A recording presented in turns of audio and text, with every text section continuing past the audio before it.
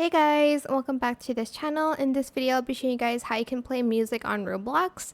So open up voice mod and select the audio that you want. I'll just select this one because it has like a background music. Select any game on Roblox. I'll just open up Bloxburg real quick.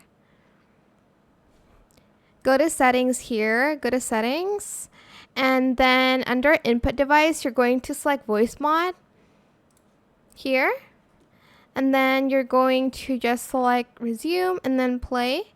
And then if your mic is enabled, you'll I guess play music on Roblox.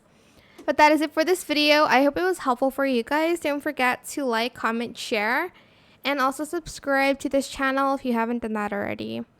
If you have any more questions about this video, just leave it in the comment section down below. I will try my best to answer them all for you guys. And if you found this video helpful, please click the thanks button as well. That is it. Thank you so much for watching. Bye.